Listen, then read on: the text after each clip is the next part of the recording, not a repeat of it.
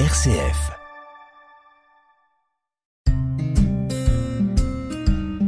Bienvenue dans Paroles et chemins de prière sur RCF Cœur de Champagne. Avec Marie-France Gabriel, partageons un moment pour nous ressourcer spirituellement.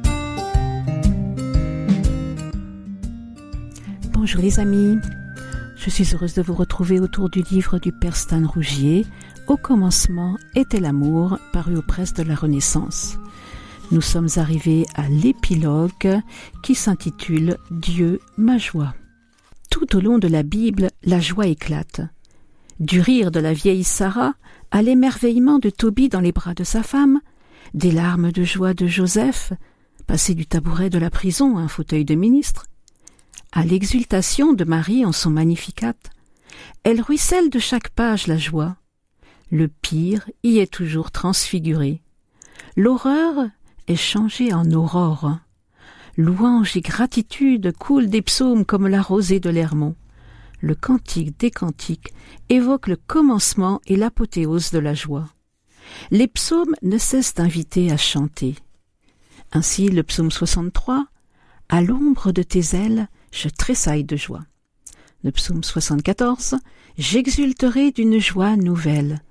Psaume 5, « Quelle joie pour ceux qui mettent en Dieu leur confiance ». Psaume 96, « Le Seigneur règne, que la terre exulte de joie ». Psaume 89, « Rends-nous en joie les jours d'épreuve ». Les sages et les prophètes n'en finissent pas de célébrer la joie. Siracide, chapitre 30, « La joie du cœur, voilà ce qui rend l'homme vivant ».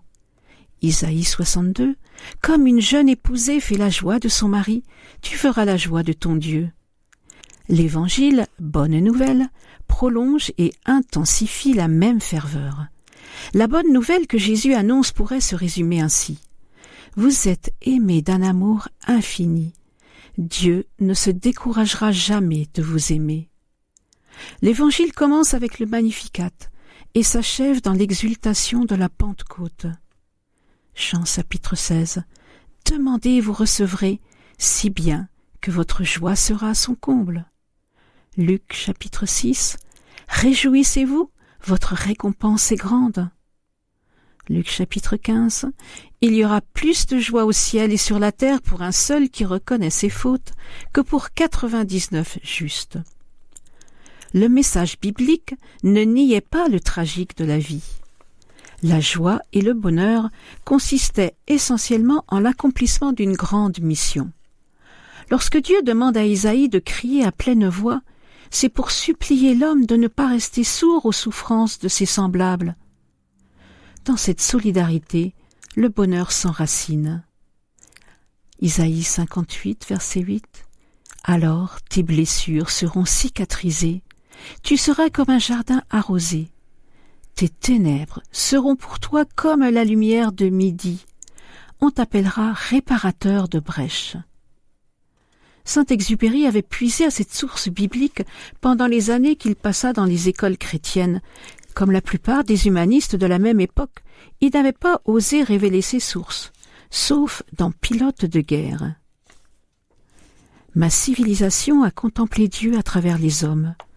L'homme était créé à l'image de Dieu. On respectait Dieu en l'homme. Les hommes étaient frères en Dieu. Ce reflet de Dieu conférait une dignité inaliénable à chaque homme. Ma civilisation est héritière des valeurs chrétiennes. Mais peu à peu nous avons perdu l'héritage.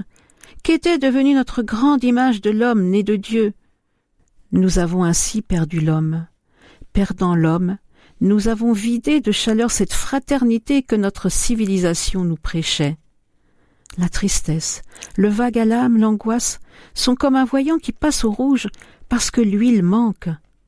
Lorsque nous sommes accordés aux ambitions de Dieu sur nous, nous sommes toujours en paix.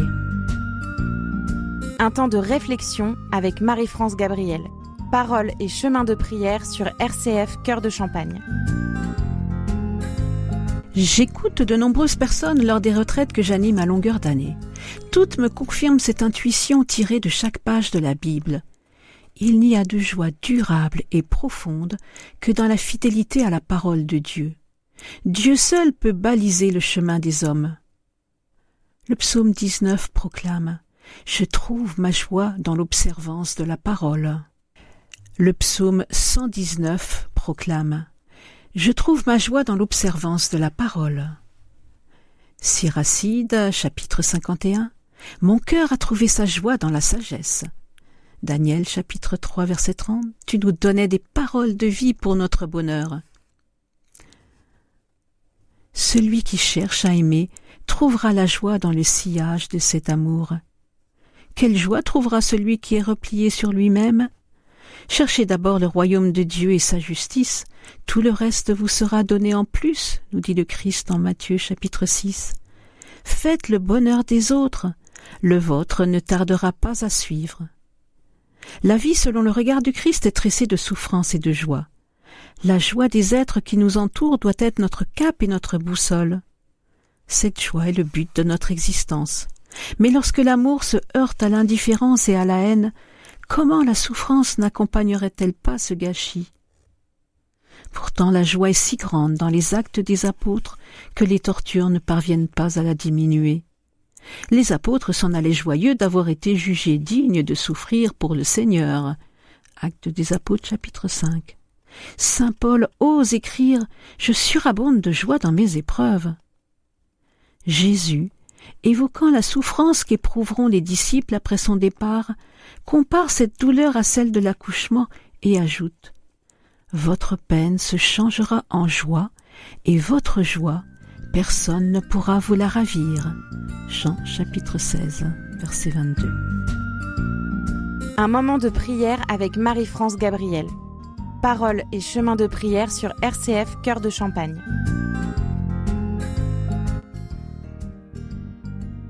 Merci infiniment, Seigneur, de nous avoir donné la joie de te connaître.